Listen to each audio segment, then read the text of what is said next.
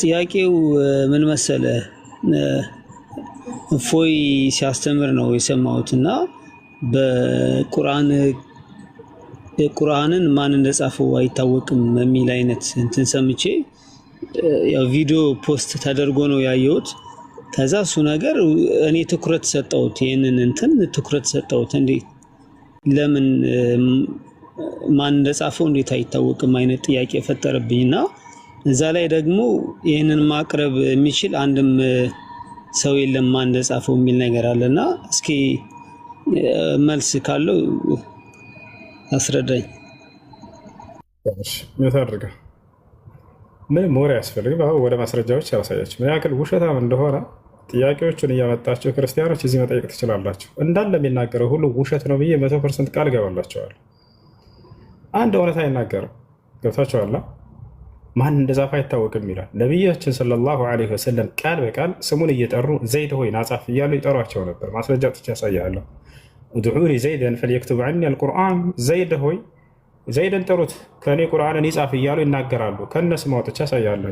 ጸሐፊው ዘይድ ራሱ ይሄ ሰሃባው ምን ይላል? ኩና ነዕልፍ አልቁርአን ዐንደ ረሱሊላህ ሰለላሁ ዐለይሂ ወሰለም ብሎ ቃል በቃል ይናገራል። እኔ ከነቢዩ መሐመድ ዘንድ ቁጭ ብዬ ቁርአንን ጽፌያለሁ እያለ ይናገራል። በማስረጃ ያሳያችሁ ነው። ጸሐፊው ራሱ እኔ ነኝ የጻፍኩት እያለ ይሄ ጸሐፊ ራሳቸው ነቢያችን ሰለላሁ ዐለይሂ ወሰለም ናጻፍ እያሉ እያዘዙ ሲጽፍ እንደነበር ሙከሚል ይመቻል ለማውጣት። ኦኬ ቁጥሩን ሊያዘው ይቅርታ፣ ቁጥሩን ሊያዝ ምዕራፉን ንገረኝና ተጣላ አብሽር። ይመቻል ሙከሚል እናሳያቸዋለን። እንዳለ የቁርአን ጸሐፊዎችን አውጣላችሁ።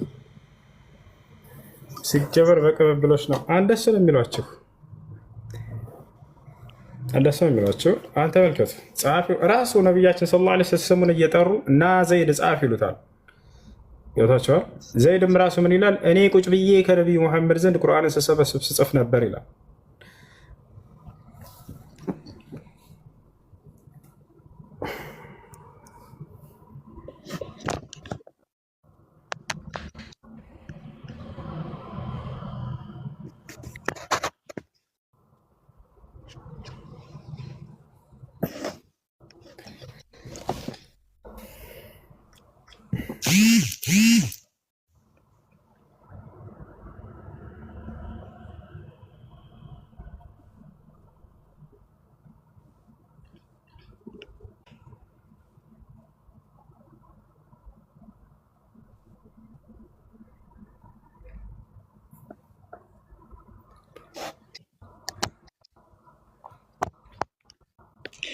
አንዴ ቆይ ሐሳቡን ቀጥል። ፋይሉን እስከሚከፍት ድረስ እሱ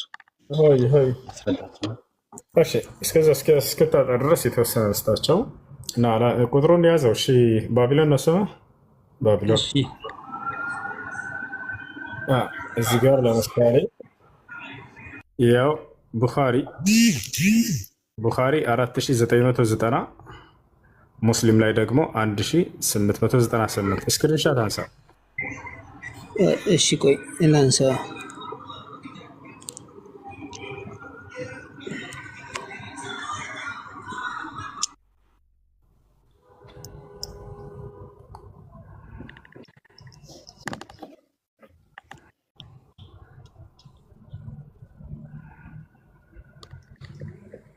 አነሳ።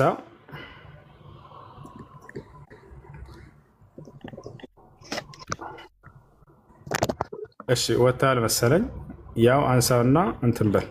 እዚህ ጋር ላሳያችሁ። እዚህ ቃል በቃል ነቢዩ መሐመድ ሰለላሁ ዐለይሂ ወሰለም ሰውየውን እየጠሩ ናዛፍ ቁርአንን ያሉት አካል ነው። ለማ ነዘለት ላ የስተዊል ቃዒዱን የቁርአን አንቀጽ በሚወርድ ጊዜ ወልሙጃሂዱነ ፊ ሰቢልላህ ቃለ ነቢ ሰለላሁ ዐለይሂ ወሰለም እንዲህ አለው፣ እድዑኒ ዘይደን ጥሩት ወልየጅእ ቢለውሒ ወደዋቲ ወልከቲፊ አው ልከቲፍ ثم ቃል እክቱብ ጻፍ እያሉት ያ ዘይድን ጥሩትና አሉ አስጠሩት። ጻፍ እያሉ ሲያዙት ያውቃል በቃል አንደኛ ይሄ ነው። ነቢያችን ሰለላሁ ዐለይሂ ወሰለም ጸሐፊው ስሙን ነው የፈለጋችሁት አይደል? ያው ዘይድ ብሎ ቃል በቃል ተቀምጧል እና ጻፍ እያሉ ያዘዙት ነው። ዘይድ ራሱን ጻፍኩኝ ብሏል ወይ? አዎ ብሏል። ነው ላሳያችሁ። ራሱ ዘይድ እኔ ጽፍ ነበር ሰበስብ ነበር ቁጭ ብዬ ካጠገባቸው ከነቢ ሰለላሁ ዐለይሂ ወሰለም ስር እንዳለ ላሳያችሁ። ኩና ኑአሊፉ ልቁርአን ዒንደ ረሱሊላህ። የሚያሳዝነው ግን የመጽሐፍ ቅዱስ ጸሐፊ ማን እንደሆነ ራሱ አይታወቅም። ወደ እሱ እንመጣለን ገና መረዳት ለሚፈልግ ሰው። ያውና ዘይድ እዚህ ቦታ ላይ ምን ይላል? ኩና ኑአሊፉ ልቁርአን ዒንደ ረሱሊላህ፣ ከነቢዩ ሙሐመድ ሰለላሁ ዐለይሂ ወሰለም ዘንድ ቁርአንን እንጽፍ ነበር ይላል ቃል በቃል።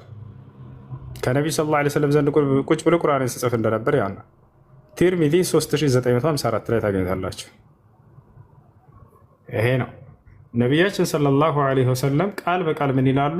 ከእኔ አንደበት የምትሰሙትን ጻፉ ብለው ሁሉንም ሰሃቦች ደግሞ ያዟቸዋል። ስለዚህ ሁሉም ጸሐፎች እነዚያ ሁሉ ሰሃቦች ጽፈዋል ማለት ትችላላችሁ። ምክንያቱም ያዟቸዋል፣ ጻፉ እያሉ ያዟቸው ነበር። ተኽሪጅ ሐዲስ ላሳያችሁ። ከእኔ አንደበት የምትሰሙትን ጻፉ ይሏቸው ነበር ቁርአን እየነገሯቸው። ፈኢነሁ ላ የኽሩጁ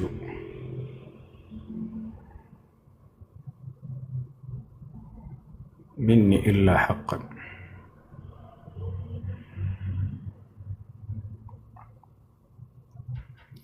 ያው እነዚህ ጋር ይህ ጸሐፊ ደግሞ ምን ይላል? ከነቢዩ መሐመድ አንደበት የምሰማውን ሁሉ ጽፌአለሁ ይላል። እዚህ ጋር ደግሞ ተመልከቱ። ሰለላሁ ዐለይሂ ወሰለም ከአንደበታቸው የሚወጣው ምንድን ነው? አላህ ቃል በቃል ሙሐመድ ከራሱ አንዳችን አይናገርም ከኔ ዘንድ የሚተላለፍለትን ራእያ ላይ ይናገራል።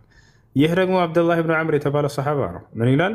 ኩንቱ አክቱቡ ኩል ሸይእን አስመዑሁ ሚን ረሱሊላህ ሰለላሁ ዐለይሂ ወሰለም፣ ከነቢዩ አንደበት የምሰማውን ሁሉ ጽፌአለሁ ብሎ ተናግሯል። እዚህ ጋር ስሙ ማን ነው?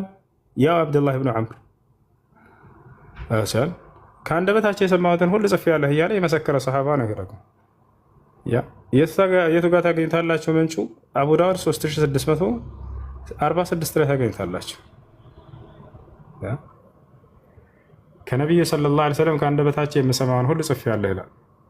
ይታያቸዋል። በአማርኛ ልቀይርላቸው ክርስቲያኖች፣ ከአላህ መልእክተኛ ሰለላሁ ዐለይሂ ወሰለም የሰማሁትን ሁሉ ጽፍ ነበር አለ። የሰማሁትን ሁሉ ጽፍ ነበር ከነቢ ሰለላሁ ዐለይሂ ወሰለም አንደበት። ያው ወደ አማርኛ ቀየርኩላቸው።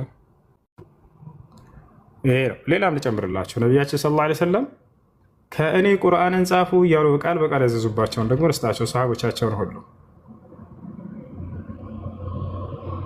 ላ ተክቱቡ አኒ ገይረ አልቁርአን፣ ከቁርአን በስተቀር ከእኔ አንደበት እንዳትጽፉ ይሏቸዋል። ቁርአንን ጻፉ እንዳላቸው ትረዳላቸው ማለት ነው። ያው ነቢያችን ሰለላሁ ዐለይሂ ወሰለም ምን ይላሉ? እዚህ ጋር ደግሞ የያዘት ይሄን ምንጭ። ይሄ ደግሞ ሌላ ሰሃባ ነው፣ አቡ ሰዒድን አልኹድሪ ይባላል። ምንጩ ሰሒሁ ሙስሊም 3004 ላይ ታገኛላችሁ።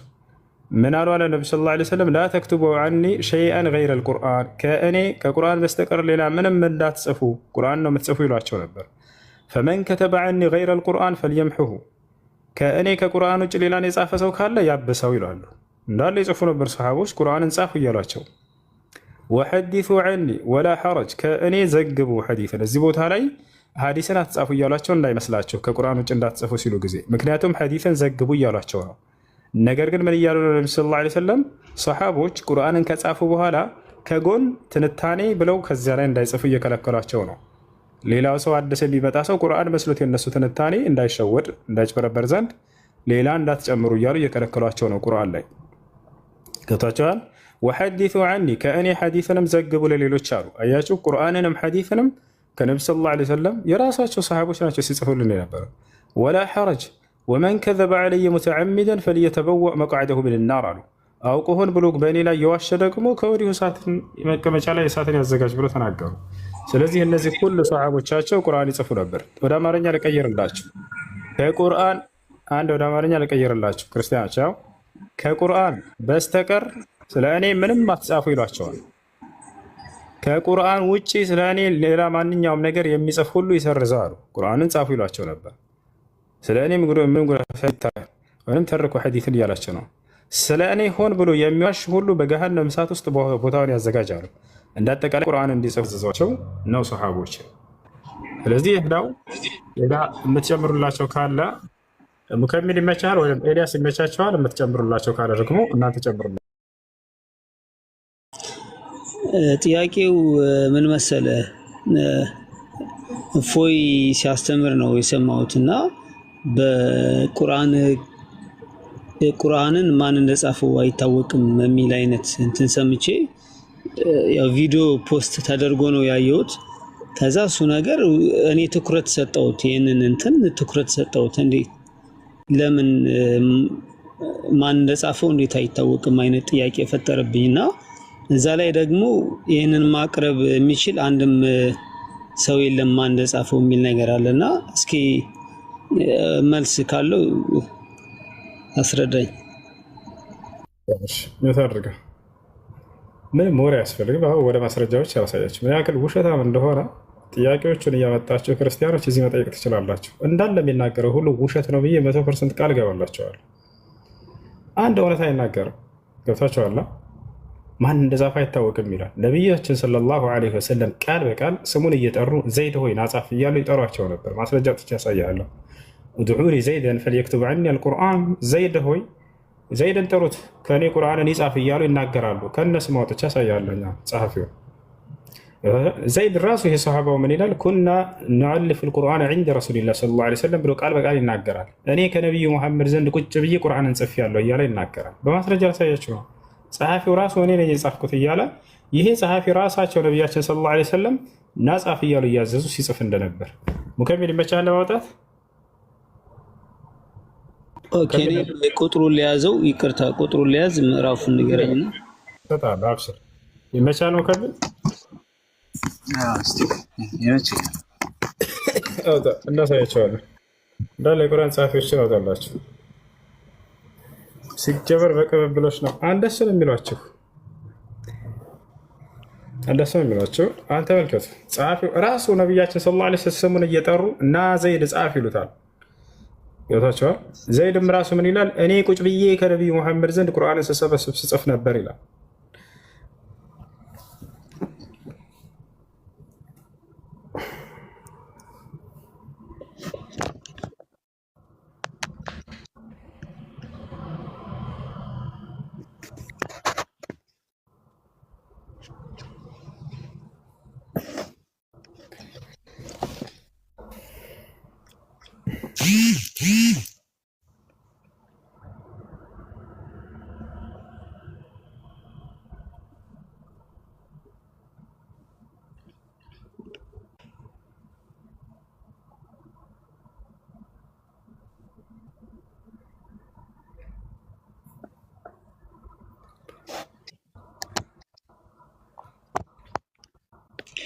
አንዴ ቆይ ሀሳቡን ቀጥል። ፋይሉን እስከሚከፍት ድረስ እሱ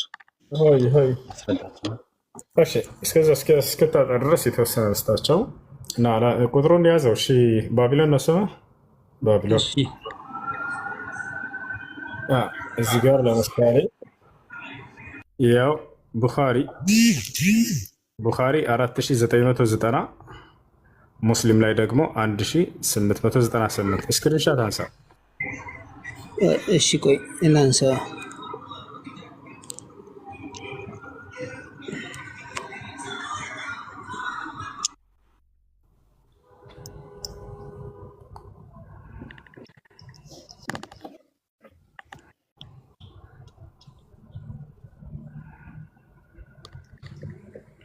አነሳ።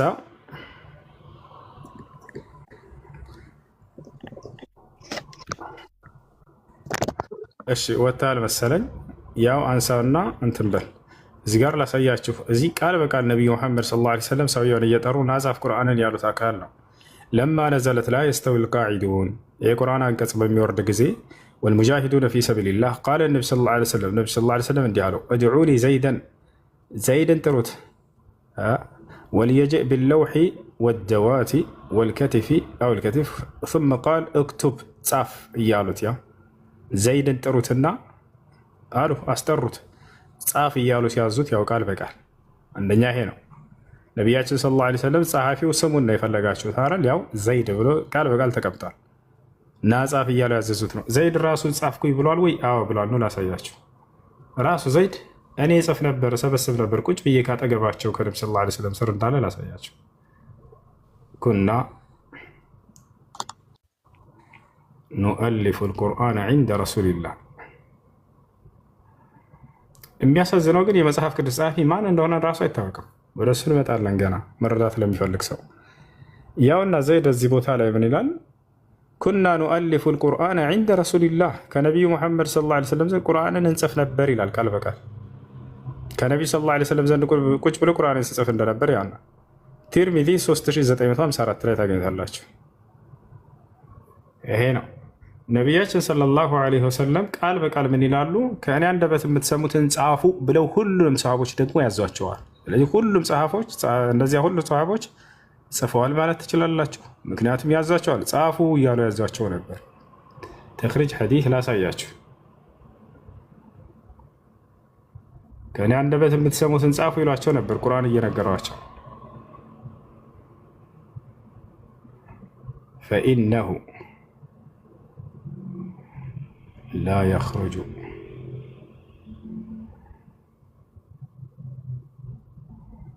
ሚኒ ኢላ ሐቀን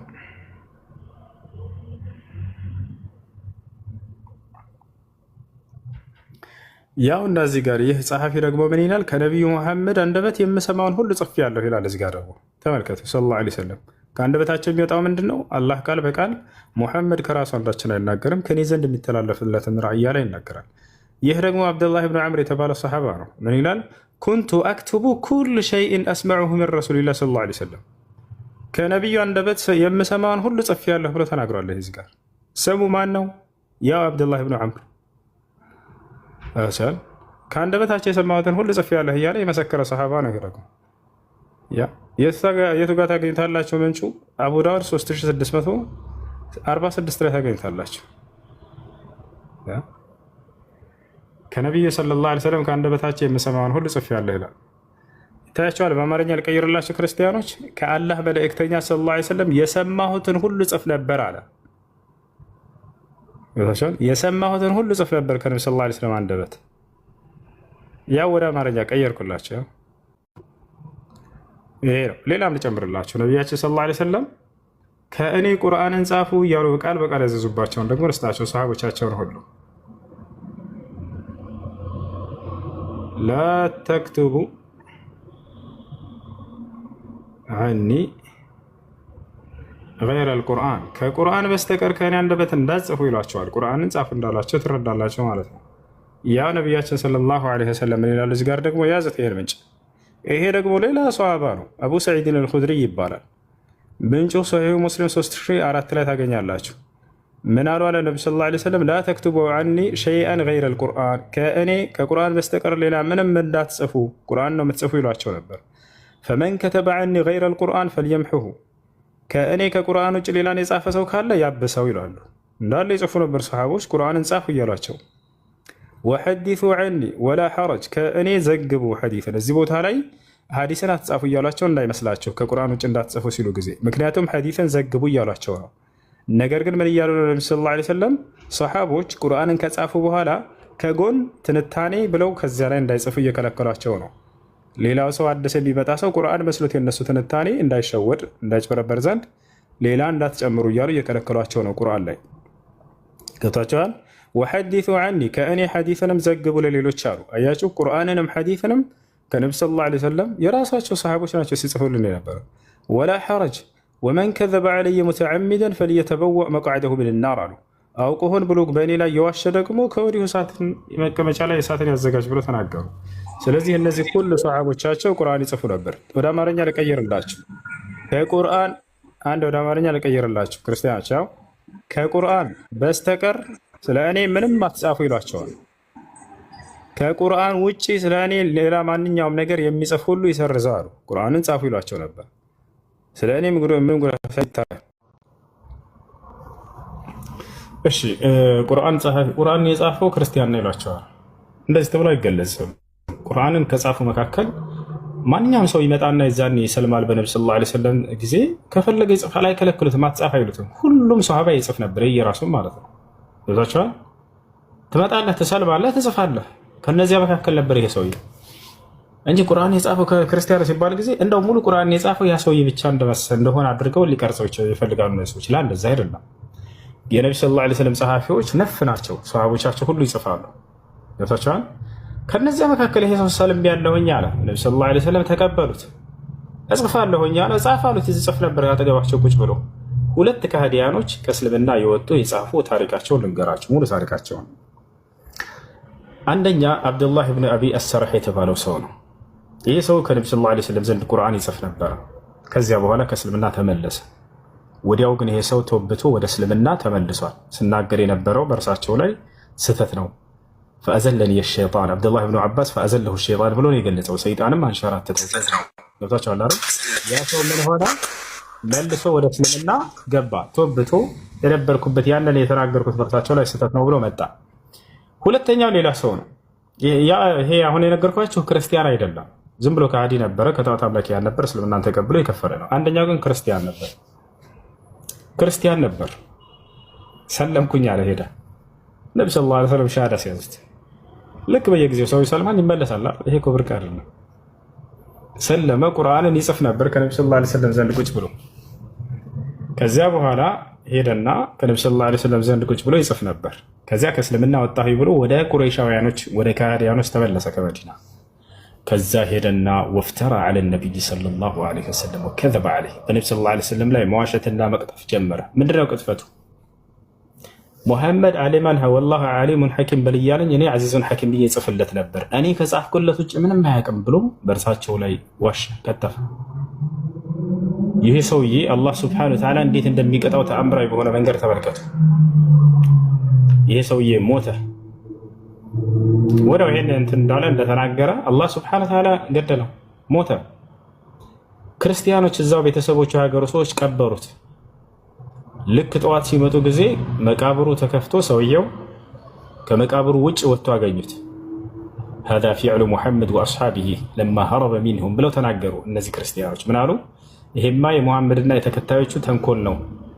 እርሱ ከእስልምናቸው ወጥቶ በሸሸ ጊዜ ወደኛ ያደረጉበት ሴራ ነው። ቆፍረው አቅብተውና ነበሹ አን ቀብሪሂ ወአኽረጁህ አሉ። ቀብሩን ቆፍረው አስከሬኑን አውጥተውት ነው አሉ። ችግር የለውም አሉና በሌላ ቦታ ሄደው ከዚያ የበለጥ ቆፍረው ወደ ውስጥ ቀበሩት። አሁንም በሚቀጥለው ቀን መጡ።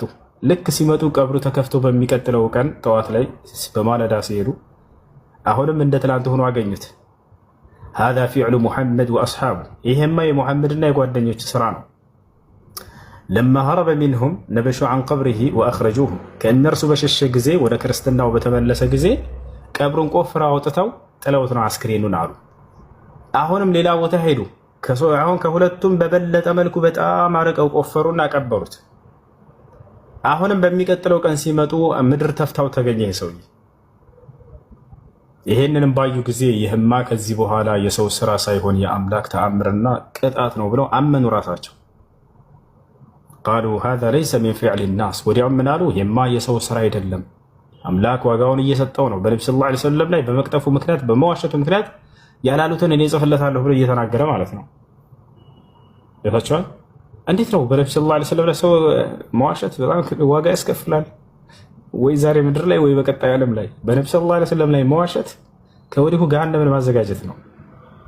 ቃለ ነቢ ሰለላሁ ዐለይሂ ወሰለም ኢነል ከዚበ ዐለይየ ለይሰ ከከዚበ ዐላ ገይሪ ፈመን ከዘበ ዐለይየ ሙተዓሚደን ፈልየተበወእ መቅዐደሁ ሚነናር።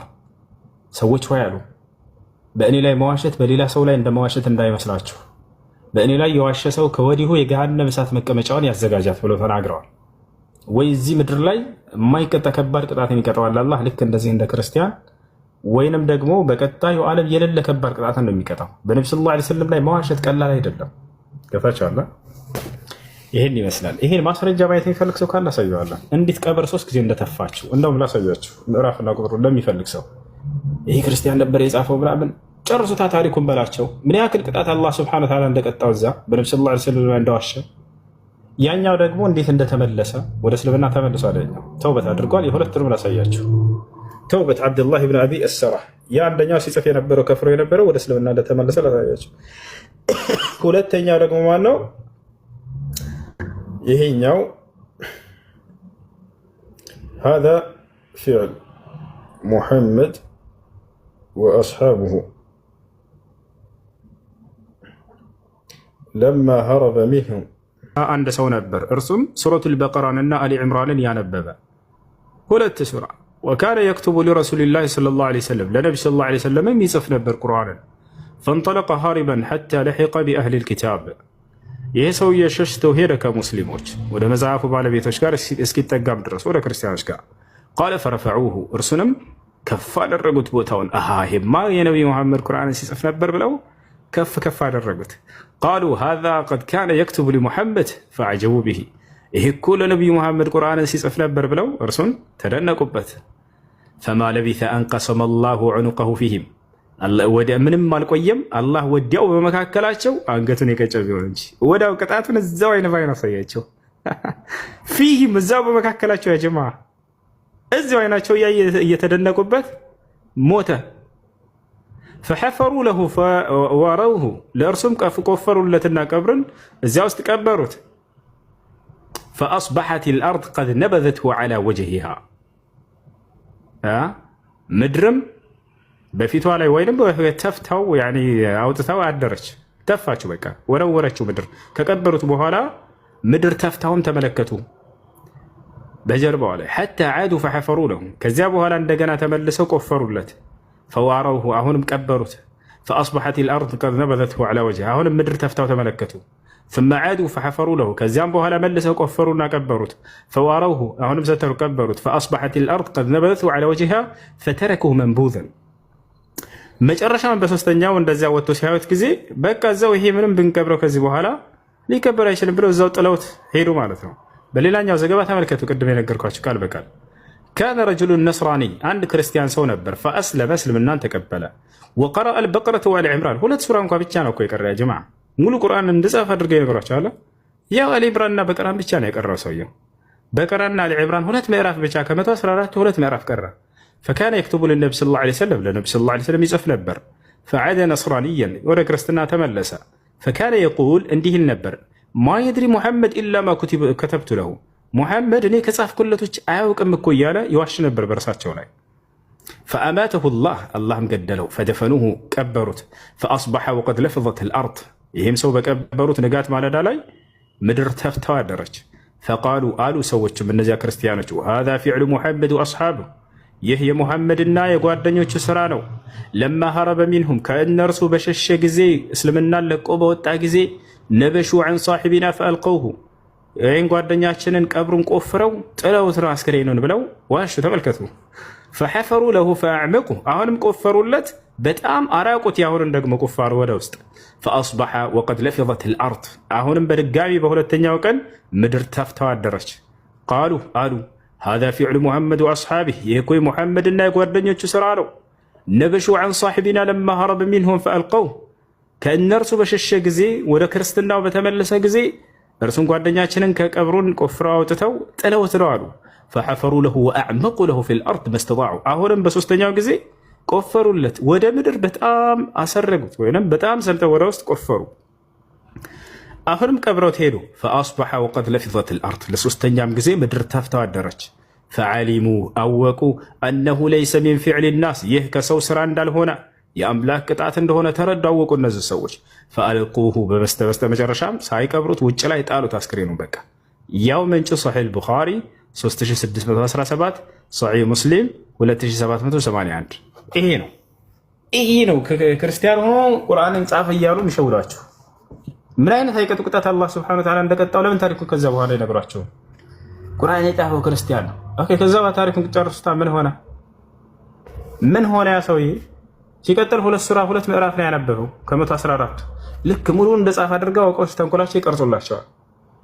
ማንም ሰው ቢሰልም ዛኔ ጽፍ ነበር፣ አዲስ ነገር አይደለም። እኔ ቢሰልም ዛኔ ሄጄ ቁጭ ብዬ መጻፍ እችላለሁ ከፈለኩ። ነብዩ ሰለላሁ ዐለይሂ ወሰለም አይከለክሏቸውም። ጻፈ ከፍር ያለው እኛ ላይ ሄዷል። ከዛ በእርሳቸው ላይ በመዋሸቱ አላህ ሱብሓነሁ ወተዓላ ምን ያክል ቅጣት እንደቀጣው የዋሻው ምንድነው ከተባለ እኔ ከጻፍኩለቶች አያውቅም ነበር ሙሐመድ እያለ ይነግራቸዋል። ያቻለ አይደል? ከዛ በኋላ ምን አደረገው? አይናቸው እያየዛው እየተደነቁበት ደስ እያላቸው እንኳን ከፈረ ይሄ ነብዩ መሐመድ ጻፍ እያሉ ወዚያ ዘመን የነበሩ ክርስቲያኖች አይናቸው እያየዛው ቀጨው። አላህ ሱብሓነሁ ወተዓላ ዘው አጠፋው። እዛ ገደለው። አይናቸው እያየ እዛው ሲዋሽና ሲቀጥፍ አልጨረሰም እንኳን ቅጥፈቱን ወዳው ነው አላህ ሱብሓነሁ ወተዓላ የገደለው። ከዚያ በኋላ እነዚህ ሰዎች ቆፍረው ቀበሩ ለሶስተኛ ጊዜ። አይ ይሄ የሰው ስራ አይደለም አሉ መጨረሻውን። ይህ የአምላክ ቅጣት እንደሆነ ተረዱ መጨረሻ። ይሄ ይመስላል። በነብዩ ሰለላሁ ዐለይሂ ወሰለም ላይ ሰው ዋሽቶ ነጃ ይወጣል ወይ በዚህ ምድር ቅጣቱን ያገኛል ወይ በቀጣዩ ዓለም እጥፍ ድርብ ሆኖ ቅጣት ይጠብቀዋል። ይሄ ነው። ጥያቄ ያለ ቀጥይ። ማሻአላህ ኡስታዝ። ግን አሁን መኖር ደጉ ያለው ነገር ክርስትና ላይ ነበረ እና መጽሐፍ ቅዱስ ላይ ኢየሱስ ክርስቶስ አምልኩኝ የሚል ነገር ስላላገኘው ሙስሊም ሆኛለሁ ብሏልና የማይገባኝ ነገር ስለሆነ ነው። ማለት ብዙ ጊዜ የሚጠየቅ ነገር ነው። ለአንተም ድጋሜ ሊሆን ይችላል። አታምልኩኝስ ያለበት ቦታ አለ ወይ? እና እንዴት ነው ይህስ ነገር እኩል ሊታይ ይችላል ወይስ እንዴት ነው? መስፈርትስ እንዴት ሊሆን ይችላል? ይቅርታ እኔ ያልኩት ይቅርታ እኔ ያልኩት ኢየሱስ ጌታ ነኝ የሚል ቦታ የለውም ያልኩት። እኔ ጌታ ነኝ የሚል ቦታ የለውም ያልኩት። አንድ ይቅርታ ጋር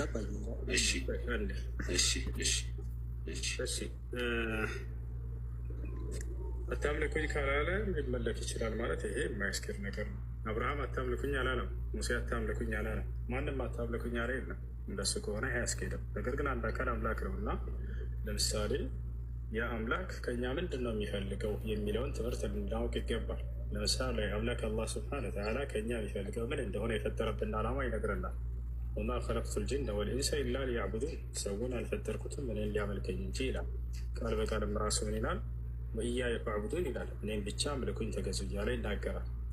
ወታላረ ክርስቶስ እንደምናውቀው ሰው ነው። መጽሐፍ ቅዱስ ላይ ቃል በቃል ዮሐንስ ወንጌል ምዕራፍ 8 ቁጥር 40 ላይ እኔ ከእግዚአብሔር የሰማሁትን እውነት የምነግራችሁ ሰው ነኝ አለ። ታዲያ ይህ አካል ለአምልኩኝ ብሏል ወይ ብለን ስናይ በፍጹም ሊያምልኩኝ አላለም። ክርስቶስ ተገዙኝም አላለም አንድ ቦታ ነው። ነገር ግን ለአምላኩ የሚገዛ እንደሆነ ሁሉ ተቀምጧል መጽሐፍ ላይ።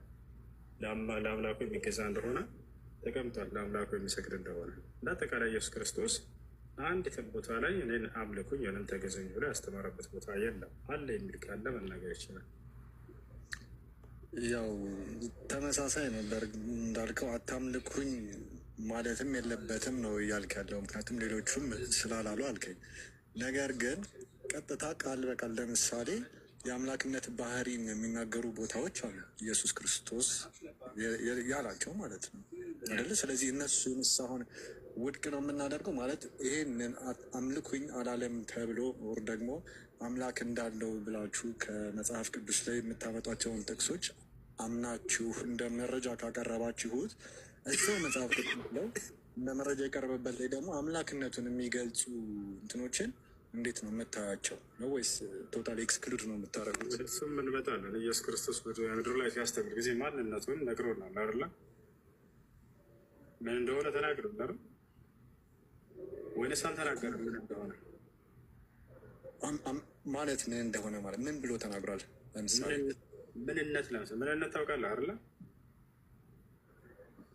አስረዳኝ። ማለት ምንነት አንተ ምንድን ነህ? ለምሳሌ ሰው ኢየሱስ ክርስቶስ ይሄ ምንነቱን ተናገረ። ዮሐንስ ወንጌል ምዕራፍ 8 ቁጥር 40 ላይ እኔ ሰው ነኝ አለ። ሌላ አምላክነት ምንነት ነው? ምንድን ነው ብለህ እግዚአብሔር አምላክ ነው ትለኛለህ። ምንነቱ ማን ነው ከተባለ እግዚአብሔር አምላክነቱ ማን ነው? ኢየሱስ ክርስቶስ ሰውነትን ምንነቱን ምንድን ነው ብለን ስንጠይቀው መጽሐፍ ቅዱስ ላይ ምንነቱን ነገር ሰው ነኝ አለ። ይሄን አምላክነትን ምንነቱን ተናግሯል ወይ? የማለት በአጭር ቃል እኔ አምላክ ነኝ ብሏል ወይ? ወይም እኔን አምልኩኝ ብሎ አስተምሯል ወይ ኢየሱስ ክርስቶስ? ይሄ ነው ጥያቄው። እሺ እንዳልከው አሁን እኔ ሰው ነኝ ብሏል አልክ ኢየሱስ ክርስቶስ አይደለ? ጥሩ። እንደዛም ብሎ ደግሞ የሆነ መጽሐፍ ቅዱስ ላይ አይሁዶች ጠይቁት። ያው ዲፕ ስላልገባኝ ነው።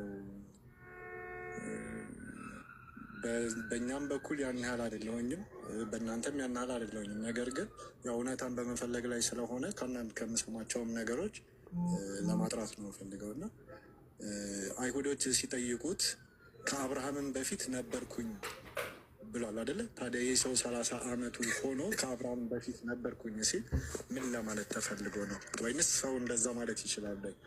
ያ ኮንቴክስት ምን ለማለት ነው? እንዴት ነው እናንተ የምትረዱት? ወደ እሱ እንሄዳለን። ችግር በአምላክ ቅድመ እውቀት ውስጥ መኖሩ አብርሃም እንዲሁም ደግሞ የቀደሙት ነቢያቶች በትንቢት ደረጃ እሱን ያውቁት እንደነበር አብርሃም ቀኔን አየ እያለ ይናገራል። እርሱን ሳይሆን ያየው ቀኑን ያየው። አብርሃምም ቀኔን ያዘንድ ሐሴት አደረገ እያለ ይናገራል። የወደፊት የክርስቶስን መምጣትን ቀኑን ቀድሞ አብርሃም አይቶ ነበር። እዚያው ላይ ነው የሚገርመኝ ያን የተናገረው እና ስለዚህ የክርስቶስ የወደፊትን መምጣቱን እርሱ እየነገራቸው ያንን ቀድሞ አይተዋል እያለ ነው። ነቢዩ ሙሐመድ ሰለላሁ ዐለይሂ ወሰለም የሚገርመህ ከዚህ በላይ ብለዋል። ነቢያቶች ይህን ይናገራሉ። ነቢያችን ሰለላሁ ዐለይሂ ወሰለም ኩንቱ ነቢይን ወአደም በይነ ሩሒ ወልጀሰድ ብለዋል። አዳም ገና በስጋና በመንፈስ መካከል ሳለ እኔ ነቢይ ነኝ ብለው ተናግረዋል። እኔ ነቢይ ነበርኩ ብለው ተናግረዋል። ነገር ግን እውነታው እንደው የዛንዴ ነበሩ ማለት ነው ብለን እንውሰደው እኛ? ላ አይደለም። የወደፊቱን አምላክ በቅድመ እውቀቱ ያውቀዋል ብለን ነው የምንይዘው። አሁንም ክርስቶስን ልክ እንዲሁ አብርሃም ቀኔን ያይ ዘንድ ሐሴት አደረገ እያለ ይናገራል። የእርሱን የክርስቶስን መምጣት ቀኑ የትኛው ነው ከተባለ ምድር ላይ መጥቶ የኖረበትን ጊዜ ማለት ነው።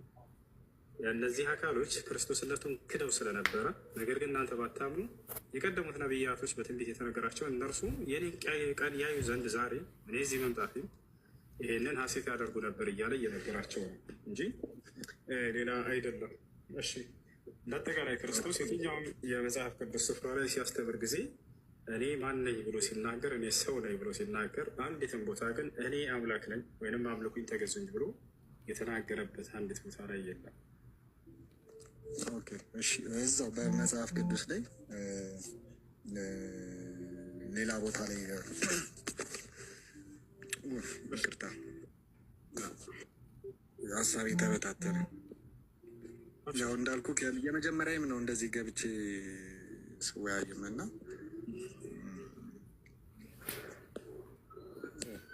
ሌላ ሀሳብ ካለው እንትን ልበልና መልሼ ልግባ። አብሽርሽ፣ ደስ ባለ ሰዓት መግባት ትችላለህ። እውነትን ለመድረስ የሚፈልግ ሰው በጣም ደስ ይለና አንተ እንትን ደስ ባለ ጊዜ ጥያቄዎችን እየመጣ ጠይቅ። ያው ፎሎ ሁሉ አድርጌ ያለሁኝ ፎሎ አድርገኝ እና ይሄ ቤት ቤትህ ነው። እሺ፣ ደስ ባለ ጊዜ መጣ ጠይቅ ነው። ስለ ነቢይ ኢሳያስ ስለ ክርስቶስ መምጣት ነቢይ ኢሳያስ ስለ ክርስቶስ መምጣት ድንግል እንደምትጸንስ አይደለ ተናግሮ ነበረ አይደለ? እዛው እንትን ላይ ደግሞ እሱ እነሆ ሕፃን ተወልዶልናል እሱ አማኑኤል ምናምን ተብሎ የተናገረበት እና እሱም ስለ ሁሉ ይሞታል ማለት የእግዚአብሔር በግ ነው የሁሉን ኃጢአት ያስወግዳል ይላል። እና ያስ እንዴት ነው የሚታየው?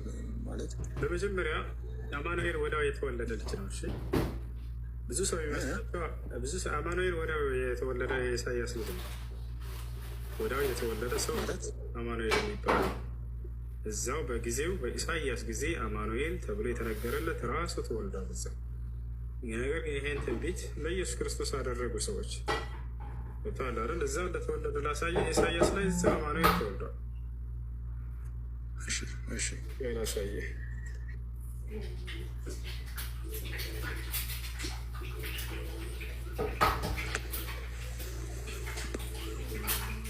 መጀመሪያ እናገኘዋለን። ኢሳያስ 7:14 ላይ ይገኛል ትንቢቱ።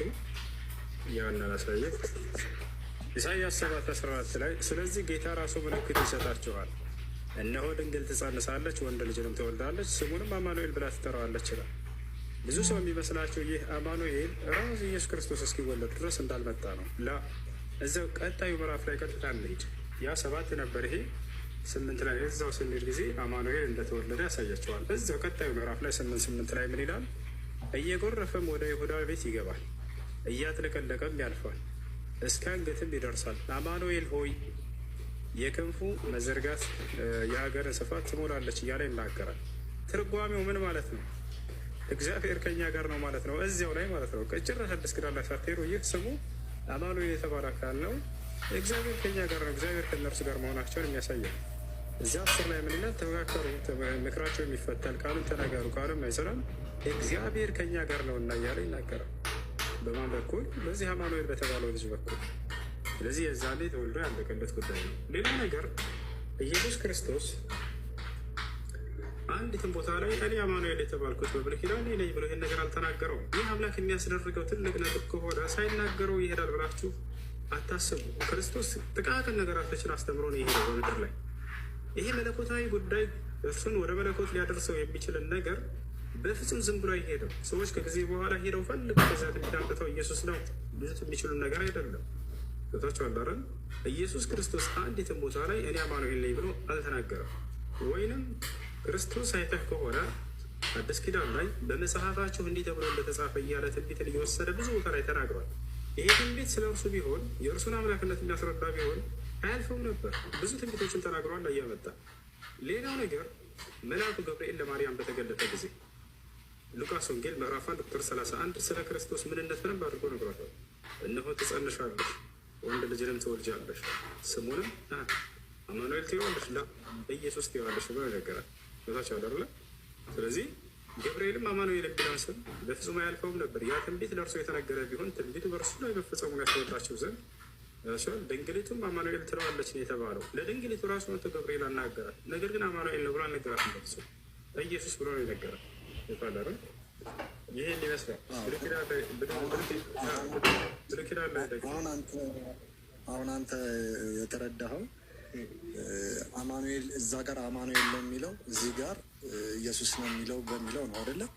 ነገር ግን አሁን ደግሞ ብቻ ሳይሆን እስካሁን የነገርኩህ ምክንያቶች ኢየሱስ ክርስቶስ አንድ ቦታ ላይ እኔ አማኑኤል ነኝ ብሎ ተናግሯል አልተናገረም።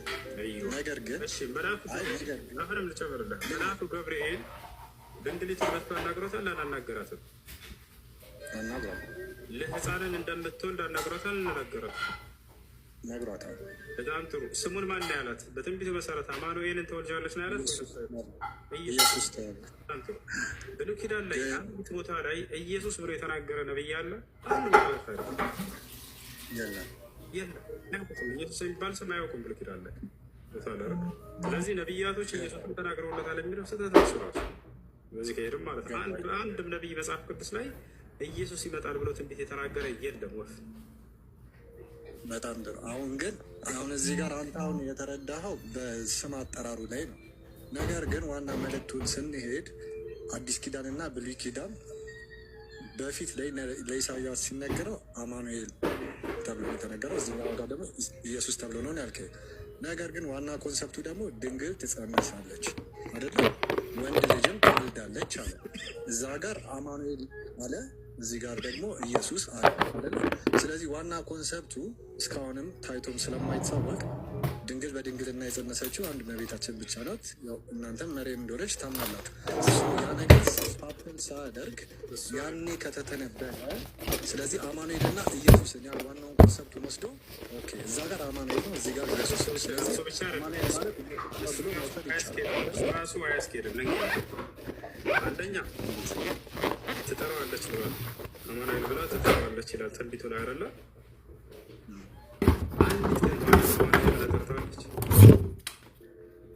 አይደለም። አሁን እንድትረዳ የሚፈልገው እሱን ትጸንሳለች። ዋናው ኮንሰፕቱ አንድ ጊዜ አዳምጠኝ። ያ እርሷ ትጠራዋለች ብሎ ትንቢቱ ላይ ያስቀምጠዋል አይደለ? ትንቢቱ መፈጸም አለበት ከተባለ አማኑኤል ብላ ጠርተዋለች ወይ? አልጠራቸውም። አንደኛ እሱ ነው። ሁለት ትንቢቱ በድንግልና መውለዷ ነው እንጂ ስም መጥራቷ ነው ብለህ ታምናለህ? ድንግልና የሚለው ራሱ ስህተት እያልኩህ ነው። እዛ ላይ ስትሄድ ጊዜ አሁን መግባት ስላልፈለገ ልጅህ እንጂ የመጽሐፉ ባለቤት ያው አይሁድ አለ ከታች እየተከታተለ ነው። እሱንም ባይሆን ችግር የለም። አይሁድ ልጅ ባትቀበለውም እያረመ ነበር። ያው በድንግልና አይንም እያለ ነው። እኔ እሱን ልነግርህ ነበረ። ሄደህ ስታየው እዛ ጋር ድንግል ሳይሆን ወጣቷ ሴት ትቀልሳለች ነው። እሱን ትርጓሜ ያሳይሃለሁ። እንዳንድ የመጽሐፍ ወጣቷ ሴት ነው። ነገር ድንግል የሚለውንም ያስይዛል። ነገር ግን ወጣቷ ሴት በዚያ ነው ለበርካታ ቃል በርካታ ቦታ ላይ እዛ ድንግል ተብሎ የተቀመጠውን በሁሉ ቦታ ላይ ሄደህ ስታየው ወጣቷ ሴት ትጸንሳለች ብሎ ነው ያስቀመጠው። ስለዚህ ወጣቷ ሴት ግን መጽሐፍ ድንግል ነው የሚለው አይደለም። በአማርኛው ላይ እንደዛ ያስቀምጠዋል። እዚያ ትንቢት ጋር ለማመሳሰል ላይ ያን ያደረጉት። ያም ቢሆን ግን አንደኛ አማኑኤል በዚያን ጊዜ ተወልዷል። በዚያን ጊዜ ስለሚሆን ትንቢት ነው እየነገራቸው ያለው። ሁለተኛ ነገር ደግሞ አማኑኤል አታውቅም እሷ። አሁን እዚያ ላይ ቦታ ላይ ሄጄ ላሳይህ ደግሞ ወጣቷ ሴት ብሎ ተቀምጧል። ወጣቷ ሴት እንደሆነ ያስቀምጥላል። ምስኪ ያሳይ።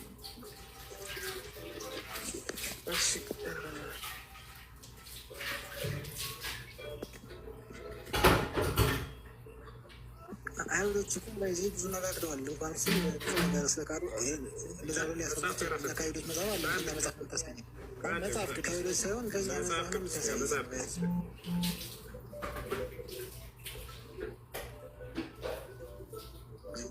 ያ እኮ አንተ መጽሐፍ አይደለም ሲጀመር ከእኛ መጽሐፍ ትላለህ እንጂ አንተ እኮ ከአይሁዶች መጽሐፍ እኮ ነው ትጠቀሙ። ሰው መጽሐፍ እኮ ነው የእኛ ስለኛ ትንቢት የተነገረው የምትለው። ብሉይ ኪዳን የማን ነው? ብሉይ ኪዳን ብሉይ ኪዳን የማን ነው?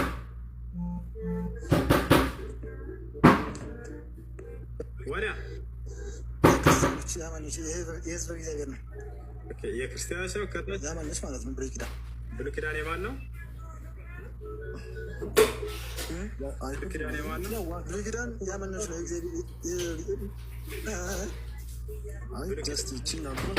ፎከስ ብናደርግ መጽሐፍ ቅዱስ ላይ ያየሁት ድንገት ቅድምም አሳይተን ነበር። እሱ መጽሐፍ ቅዱስ ላይ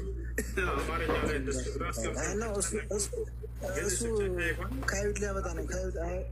ከአይሁድ አይደለም። ዋላ እንዴት አድርግ እባክህ። መጽሐፍ ሲጀመር ያንተ አይደለም። እነሱ ናቸው ጠብቀ ክርስትና ሳይሆን በፊት አይሁዶች ነበሩ። መጽሐፋቸው ነበረ። አታውቅም እንዴ? ክርስቲያኖች መሰረቱ መልስ አይሁድ ክርስቶስ ማለት ከክርስቶስ በኋላ አይደለም። ከክርስቶስ በኋላ ነው አይደል ክርስትና የተመሰረተው። አይ ነው አይሁድ እኮ ብዙ መጽሐፍን ቆርጠጥለዋል። አታውቅም እንዴ? ብዙ መጽሐፍን እኮ ቆርጠጥለዋል። ለምሳሌ ቆርጠጥለዋል ሳይሆን ያ መጽሐፍ የማን ነው? መጽሐፈ ሄኖክን ቆርጠው ያ መጽሐፍ የማን ነው ነው ጥለዋል። ሌሎችን መጽሐፍት ቆርጠው ጥለዋል። ያው እና ይታያሉ አይደለም። የግዴታ ድንግል የሚለው ቃል ብቻ አይጠበቅበትም። ያው አልማ ነው ያና እዚህ ጋር ከተቀመጠው መካከል አንደኛ ምንድን ነው ይታያል? ወጣቷ ሴት ብሎ አስቀምጦልሃል እዚህ ጋር። ያ ወጣቷ ሴት ብሎ ድንግልም የሚል አለው እዛው ላይ አላልኩ። እኛ እኮ የለም አላለህ። ግዴታ ድንግል መሆን አይጠበቅባትም። አዎ ስለዚህ አዳምጠኝ። ወጣት ሴት ብሎ አስቀምጦታል እያልኩህ ነው። እኔም ስለነበር ይሄንን ድንግል የሚለውንም ያስቀምጣል። ግን ይሄ ቃል ወጣት ሴት ለሚል ነው። በሌላ ቦታ ላይ ሄዳ ቀጥታ ይሄን ቃል ስትወስደው ጊዜ ወጣት ሴት ብቻ ብሎ ነው የሚያስቀምጠው። ይሄንኑ ቃል በቃል አሁን ሊፈታና ሌላ ቦታ ላይ ወስዶ ማለት ነው። ሌሎቹን ድንግል እንደሚላቸው እናያለን። አንተ መለከታለህ። ገብቶሃል አይደለ? ወጣት ሴት ብሎ ነው ያስቀምጠው። እሺ አሁን ያሳየህ ላይ ነው ያው ፍቺው ቃል በቃል ያው አንዲት ወጣት ሴት ብሎ አስቀምጦልሃል። ችግር የለውም። የትኛው ነው የሚወሰድበት? አድርገህ ዋል ያትረብሻሁ የምን ነው? በስነስርዓት ታወር ጉዳይ ጠብቅ። አንድ ጊዜ አሁን የምታረጋግጠው ምን መሰለህ ዶርዬ? አሁን ወጣት ለዚህ ሴትን ለማለት ነው ወይንስ ድንግልና የሚለውን ይሄ ቃል ይሄ አልማ የሚለው ቃል ይታያል። እዚህ ጋር አልማ የሚለው ይታያል አይደለ? የቃሉ መሰረቱ ይሄ ነው። ገብቶሃል አይደለ? ይሄን ቃል ሌላ ቦታዎች ላይ ተጠቀሙታል መጽሐፍ ቅዱስ። ሌላ ቦታዎች ላይ እንዳለ ሄዳ ስታየው ጊዜ ድንግል ብሎ አይደለም ማለት ነው። ገብቶሃል አይደለ? ሌላ ቦታ ላይ ተጠቅሞታል ስትል አንድ ጊዜ ላሳይ ጨርስና አንድ ጊዜ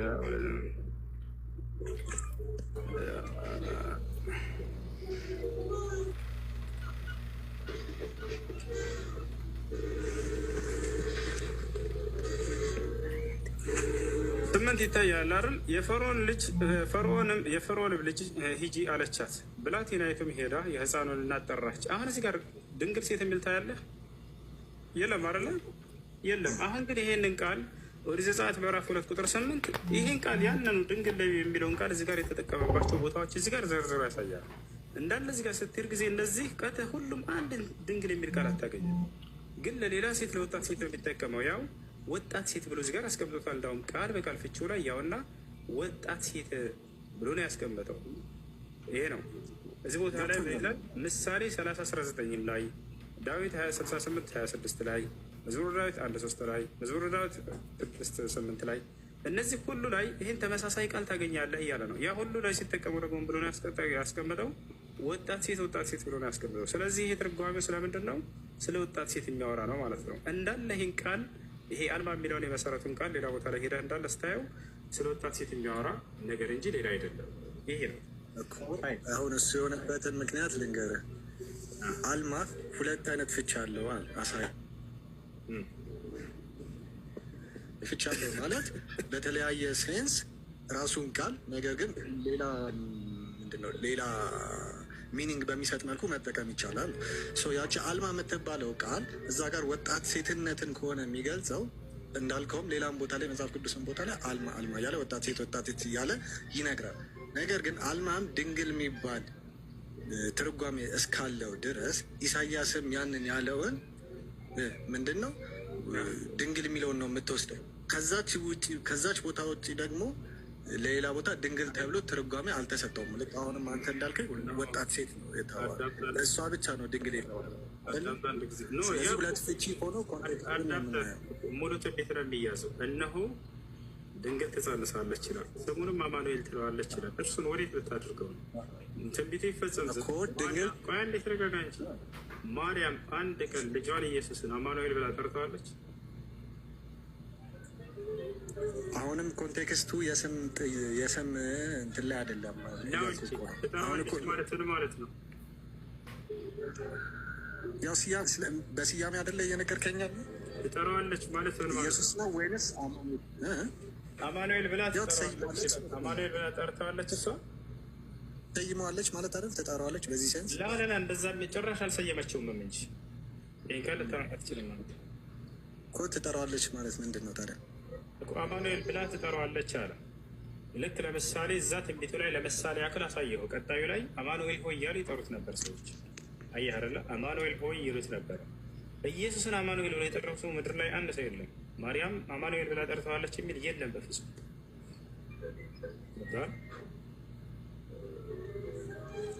እስቲል አንተ የምትለው ገብቶኛል፣ ግን እኔ የምለው የገባ ካልመሰለኝ በጣም ገብቶኛል። ይኸውልህ አሁን አንተ ድንግል በምትለዋ ላይ ልትንጠለጠል ፈለክና ይሄ ዋናው እሱ ላይ ሄድ እኮ ነገርኩህ። ወጣት ሴት ተብሎ ይነገራል አልኩ። እሱን ማየት እፈልጋለሁኝ አሳየው። ከዚያ በኋላ ያንን ቃል ደግሞ የሚጠቀመው ለማንኛውም ወጣት ሴት የሚጠቀም የሆነ ቃል ነው። እሱ ገብቶሃል አይደለ? ለማንኛውም ወጣት ሴት ይጠቀመዋል። ስለዚህ ያን ቃል የምንጠቀመው ለምንድን ነው ማለት ነው? እንደ ሌሎቹ ከሌላ ቦታ ላይ ስናዛምደው ጊዜ ለወጣት ለማንኛውም ሴት የሚጠቀመው ነገር ነው ማለት ነው። ሌላኛው ነገር አማኑኤል ብላ ትጠራዋለች የሚል ቃል አንዲት ቦታ ላይ አታገኝለትም ማለት ነው። አማኑኤል ብላ ማርያም ጠርተዋለች ብለን ስናይ ጊዜ አንዲትም ቦታ ላይ ማርያም አማኑኤል ብላ ልጇን አልጠራቸውም በፍጹም ማለት ነው። ይህን ይመስላል። ከእሱ ቁጥር አማኑኤል ከሚለው ቁጥር ደግሞ ትንሽ ወረድ ብለህ ስታየው የእግዚአብሔር በግ አይደለ የሁሉን ኃጢአት እንትን የሚል ይላል አይደለ? ስለዚህ ይህን ያንን ኮንቴክስት ሊነግርህ አይችልም። ምክንያቱም የእግዚአብሔር በግ የሁሉንም ኃጢአት አይደለ የሚለው እሱ ቁጥር ላይ ወረድ ብለው ማለት ነው። ካለ ዛሬ ታወጣልኝ እኔ በሃርድ ኮፒ ስለሆነ ችግር የለውም። ማነብልሃለሁ። ስንት ነበረ? ኢሳያስ 7:14 አይደለ? ስለዚህ ጌታ ራሱ ምልክት ይሰጣቸዋል፣ እነሆ ድንግል ትጸንሳለች፣ ወንድ ልጅም ትወልዳለች፣ ስሙንም አማኑኤል ብላ ትጠራዋለች። ክፉን ለመጥላት መልካሙንም ለመምረጥ ሲያውቅ ቅቤና ማር ይበላል። ሕፃኑ ክፉን በመጥላት መልካሙን ለመምረጥ ሲያውቅ የፈራችው የሁለቱን ነገስታት ሀገር ከባድ ትሆናለች።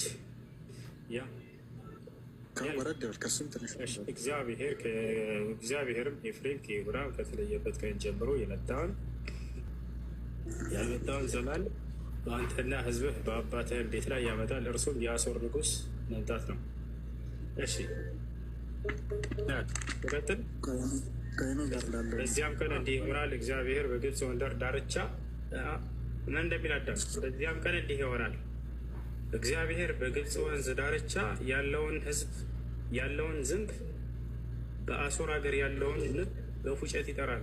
እግዚአብሔር በፉጨት ንቦችና ዝንቦችን ይጠራል ይላል። ሳለ ልይ ዩሲ በደሳን አንድ እንትን ነገር ቁጥሩና ምዕራፍ እንደደከመ አቃሉ ከቅድም ጀምሮ ደክሞኝ አይደለም ያልከው አንደኛ የለም እዚህ ጋር ግን ሌላ ሰርፕራይዝ አገኘን። እዚህ ምንድነው? እግዚአብሔር ፉጨት ያፏጫል። እግዚአብሔር በፉጨት እያፏጨ ዝንብና ንቦችን ይጠራል ይላል። ምን ትላለህ? ስለዚህ ያው መጽሐፍ ቅዱስ ዳይሬክት ሚኒንግ ሳይሆን እንደ አተረጓጎሙ ነው። ግን አሁን በሚያስማማን ላይ በምናወራው ኮንቴክስት ላይ ያለውን እንትን በጣም ስለሱ ምንም ማለት እንኳን እሱ አይደለም ሌላም ነገሮች የምትፈልገውን ቃል እዚህ ጋር አምጣው። ነገር ግን ያልከው ቃል የለም፣ እውነታ የለም። እሺ ፈልገህ ታመጣለህ። ሌላ ሰው እንትን በልና መልሽ ይገባል። ችግር የለም። አሁን ይሄን ያዝ አድርገን ይሄን ጥቅስ እግዚአብሔርን መሳደብ ያስኬዳል። ላይ በከፍትና እግዚአብሔር ያፋቻል፣ እግዚአብሔር ከንፈራ፣ እግዚአብሔር ፉጨት አለው፣ እግዚአብሔር ዝንብን ይጠራል። ከግብፅ ከዝንብ ጋር ከንብ ጋር እንደዛ ሲለሰው ማለት ከዛ ከታች ቃለ ሕይወት ያሰማለን። ሁሱ ጀግናው ትላላችሁ ማለት ነው። አሽኩራን እንቅራ አንድ የሆነ ምን አንድ የሆነ አለኝ። አንድ የሆነ ምን አንድ አምላክ አንድ ጌታ የሚል የለም እያልከው እኮ ዘለቀ። ስንት ጌቶች አለ ይላል። 3 ጌቶች እያለ እያስቀመጠልህ ነው። 3 ጌቶች ነው የምታመልከው። እንዴት ቁጭ አሉ? እሺ ስለዛ እስቲ ማስረጃ ሳይኛ እቺን አንድ ርዕስ አንድ ሶስት ቁጥር ያስከና በዚህ እንትን ትላለህ። አንድ ማስረጃ በቂ እኮ ነው። 3 ጌቶች እንደምታመልክ እንዴት ነው አንድ ማስረጃ ለአንድ ሃይማኖት በቂ የሚሆነው? አንተ ከሺህ በላይ አምላክ እንደምታመልክ አታውቅም? አላህ አንድ ነው። ቆይ አላህ ጋር እንትን አትበይ። አንድ ስለዚህ 3 ጌቶች ነው የምታመልከው አይደለ? አንድ ነው። 3 ጌቶች አንድ አምላክ የላከኝ አብ አዳምጠኝ። አንድ 3 ጌቶች ይላል። ምን ትላለህ እዚህ ጋር? 3 ጌታ የሚል የለም እያለ 3 ጌቶች እያለ እያየህ ለምን ትከዳለህ? እያየህ አንድ ባህሪ ነው የሚለው። አንድ ባህሪ አይደለም 3 ጌቶች ነው የሚለው። ባህሪ ማለት አገዛዝ፣ ስልጣን 3 ጌቶች። ስለዚህ 3 ጌቶች ናቸው የምታመልከው። በድፍኑ አይደለማ። ተረዳ፣ ሰውን አስረዳ። እንደዚህ ነው እንጂ ሰው ማስተማር ዝም ብሎ በሽፍኑ አይደለም። እንደዚህ አንድ ጌታ ወይንም አንድ አምላክ የሚል የለም። እሺ 3 ጌቶች ናቸው የምታመልካቸው። 3 ጌታ አንድ ጌታ የለም የሚል ታወጣለህ። እዛ ላይ አንተ ልታሳይ አልቻልክም እኮ አንድ የሚለው ላይ ስግታልክ። ነገር ግን አንድ ምን ስለ ጊዜ ዝም አልክ። አንድ አምላክ ወይንስ አንድ ጌታ የለም፣ ነገር ግን 3 ጌቶች ብሎ አንድ የሆነ ባህሪ ያልኩ እኮ ባህሪ አታውቅም? እሺ ባህሪ ምንድን ነው? 3 ጌቶች የሚለውን አንተና 3 ናቸው እያልክ የተናገርከው እስኪ አንተ አስረዳኝ። ጭራሽ ስለ ሃይማኖቱ ማብራራት ራስ አይችልም። ምን እናድርገው? ፈጣሪ አንድ ባህሪ ማለት ብሎ ሊያብራራ ፈለገ። ዩዘር አንድ ላውራ አውራሽ ማለት ነው። ዩዘር ነው የምለው። አውሪ ችግር የለም። አንድ እሱ ማውራት ፈልጌ ነው። ማን ማውራት ይችላል? አውሩ። ፕሮቴስታንት እና ኦርቶዶክስ አንድ ጊዜ ቆይ እስኪ። እሺ አውሪ። እኔ ማለት ጥያቄ እውነት ነው የምታወራ፣ እውነት እያወራ ነው። እሱ ግን አይደለም እያለ ነው። ስለሱ እኔ መመክረክ ትዘክድ አንተ ታውቃለህ ማን እንዳመንክ። ኢየሱስ ጌታ ነው መቼም ማለት ነው። ኢየሱስ ክርስቶስ ምድርን የገዛ ለምድር የሞተ ለሁሉም ሞተ ነው። ይሄ ታወቀ ነው። ስለሱ ይሄ ነጭ ነው ስትል ይሄ ጥቁር ነው እያለ ነው። ለምንድን ነው የምትከራከረው? ለምን እዚህ ጋር ሰው ይቀጥፋል ታዲያ? እውነቱን ለምን አይናገርም? ኢየሱስ ክርስቶስ መሲህ አይደለም አምላክ ነው። የዘላለም አምላክ ኢየሱስ ክርስቶስ መሲህ ላይ ግን እኔ ህይወትን ነኝ ማንገድ ነኝ ከምታልፍ ሰማይና ምድር ቢያልፍ ቀላል ነው በወንጌል ላይ ተናግሯል። ለምን ቃሉን ታሳልፋለህ? አንተ ነው እየዋሻችሁበት ያላችሁት ኢየሱስ ክርስቶስን። ወላሂ በአላህ ስም እላለሁ እዚህ ዓለም ላይ እንደ ክርስቲያኖች ኢየሱስን የዋሸበት የለም። አይሁዶች ራሱ እንደሱ አልዋሹበትም።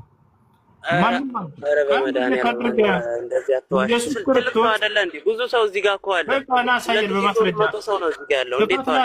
ሰዎችን ከመቁጠር ማስረጃ አሳየን። ኢየሱስ ክርስቶስ አምላክ ነው አምልኩ ይብላል ብለሃል። አሳየን። ይሄን ትልቁ ላይ ነው ክፈት። አምላክ ነው አምልኩኝ ያለበትን ጠብቀኝ፣ 5 ደቂቃ አሳያለሁ። ኧረ እስከ ትንሣኤ ቀን እጠብቅሃለሁ። ይሄን ካመጣህን የትክክል ዘጋግቼው ነው የሚሄደው። ሜት ሻንሻናች ሰላም አለይኩም ይሰማሻል? አንድ ቤት ሻንሽ ጥያቄ ነበረኝ።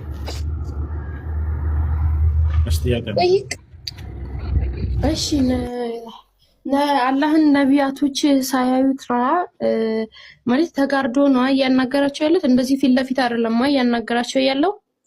በቀጥታ ማናገራቸው እየተያዩ አይደለም።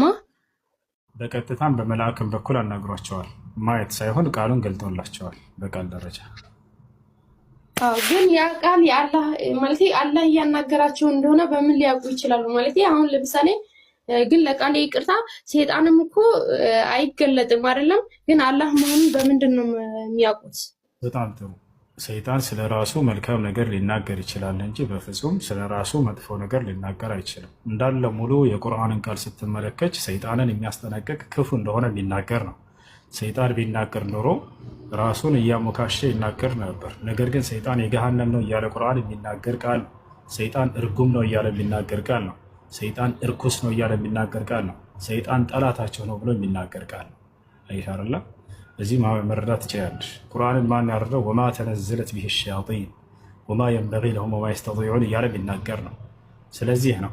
ነገር ግን ይሄን ነገር ከይቅርታ ጋር እናነጻጽረው ከተባለ ሰይጣን የመጽሐፍ ቅዱስም የተናገረው ሰይጣን ነው ብንል ቀለል ይላል ይመስለኛል። ምክንያቱም የሰይጣን መልእክተኛ እንዳለው ጳውሎስ ራሱ ይናገራል። የመጽሐፍ ቅዱስ ጸሐፊ አንደኛው ጳውሎስ ምን ይላል? የሰይጣን መልእክተኛ አለኝ እያለ ቃል በቃል ይናገራል። መልእክተኛ ማለት እንግዲህ መልእክትን የሚያመጣና የሚሰጥ ማለት ነው። የሰይጣን መልእክተኛ አለው ጳውሎስ። ስለዚህ የመጽሐፍ ቅዱስ ጸሐፊዎች ሰይጣን መልእክተኛ አላቸው። የሰይጣን መልእክተኛ ብቻ ሳይሆን የመጽሐፍ ቅዱስ ጸሐፊዎች ሰይጣን ናቸው ተብለዋል። ማን ያለው ከተባለ ራሱ ኢየሱስ ክርስቶስ ወደ አንዱ ሐዋርያ ወደ መጽሐፍ ቅዱስን ከጻፈው መካከል ወደ ጴጥሮስ ዞር አለና አንተ ሰይጣን ነህ አለው። ኢየሱስ ምን አለ? አንተ ሰይጣን አለው። ማንን? አንዱን የመጽሐፍ ቅዱስ ጸሐፊ ጴጥሮስ ሰይጣን ነህ ብሎታል ቃል በቃል። ስለዚህ ሰይጣኖች ናቸው የጻፉት ማለት ነው። ሌላኛው ምንድነው? ለኢየሱስ ክርስቶስ ትልቅ ውለታ ውሏል ሰይጣን። እንደ መጽሐፍ ቅዱስ ምን አድርጎለታል ከተባለ የዓለምን መንግስታት ሁሉ በቅጽበት አሳይቶታል። አንድ ተራራ ላይ አቆሞ የዓለምን መንግስታት ማሳየት የሚችል ማን ነው ከአምላክ በስተቀር? ምክንያቱም በሰው ኃይል የሚሆን ነገር አይደለም። ይሄ እኔ አንድ ቦታ ላይ ቆሜ አይደለም የዓለምን መንግስታት በአቅራቢያ ያሉ ነገራቶችን በትክክል አላያቸው። አንተን እስከ መስማት መዝጋት ይሻላል። እውነት ነው የጌታ ሰው። ከዚያ በኋላ ምን አደረገን? ዲያብሎስ ኢየሱስ ክርስቶስን ወስዶ በተራራ ላይ አቆሞ የዓለምን መንግስታት በቅጽበት አሳየው። ይህ ሁሉ ይደንቃቸዋል። ዲያብሎስ ኢየሱስ ክርስቶስን እንደፈለገ ይፈትነው ነበር። ለ40 ቀን ያክል ፈትኖታል። ይህ ሁሉ ይገርማቸዋል። የመጨረሻው ምንድን ነው? የዚህ ዓለም አምላክ ሰይጣን ነው ተብሏል መጽሐፍ ቅዱስ ላይ። የዚህ ዓለም አምላክ ዲያብሎስ ነው። ሁለተኛ ቆሮንቶስ ምዕራፍ 4 ቁጥር 4 ላይ ጳውሎስ የዚህ ዓለም አምላክ ዲያብሎስ ነው ብሏል። ስለዚህ ሰይጣን አምላክ እኮ ነው እንደ መጽሐፍ ቅዱስ ቃል በቃል አምላክ የተባለው መጽሐፍ ቅዱስ ላይ ነው። ይሄን ማለት ይፈልጋል። ቃል በቃል የዚህ ዓለም አምላክ ዲያብሎስ እንደሆነ ተናግሯል። ኢየሱስ ክርስቶስ ቃል በቃል የዚህ ዓለም ገዢ ዲያብሎስ እንደሆነ ይናገራል። ምን ይሻላል? ሰይጣን ያለው ቦታ ምንድን ነው በቁርአን ላይ ብላችሁ መታችሁ ብታዩ በጣም የተረገመ የተዋረደ ነው። ቃለ እኽሩጅ ሚንሃ መዝኡመን መድሑራን ያለው አምላካችን አላህ ሱብሓነሁ ወተዓላ ከዚህ የተዋረድክና የረከስክ ስትሆን ውጣ ከዚህ ብሎ ነው ያባረረው በቁርአን ላይ። ለአምለአነ ጀሃነመ ሚንከ ወሚመን ተቢዐከ ሚንሁም አጅመዒን አለው። በአንተና አንተም በተከተሉ ሁሉ ገሃነምን እሞላታለሁ ብሎ ነው ያባረረው። ካቻላ በአንተና አንተም በተከተሉ ገሃነም ትሞላለች አለው። ኢነ ሸይጣነ ለኩም ዐዱወን ፈተኺዙሁ ዐዱወ ይለዋል። ሰይጣን ጠላታችሁ ነውና ጠላታችሁ አድርጋችሁ ያዙት ይለናል አምላክ አላህ ሱብሓነሁ ወተዓላ። አያችሁ ኢነ ሸይጣነ ሊልኢንሳኒ ዐዱወን ሙቢን ይላል። ሰይጣን ለሰዎች ግልጽ የሆነ ጠላት ነውና ተጠንቀቁት እያለ ይናገራል። ለዐነሁ ላህ ይላል። ሰይጣንን እኔ አምላክ አላህ ረግሜዋለሁ እያለ ይናገረዋል። በጣም የረከሰና የተዋረደ ቦታ ነው ያለው። ኢነ ዒባዲ ለይሰ ለከ ዐለይሂም ሱልጣን፣ አንተ በባሪያዎች ላይ ስልጣን የሚባል የለህም ውጣ ከዚህ ብሎ ያባረረው። ይሄን ሁሉ ብሎት ሳለ ሰይጣን ነገር አይችልም። እሺ እና ይሄን ይመስላል።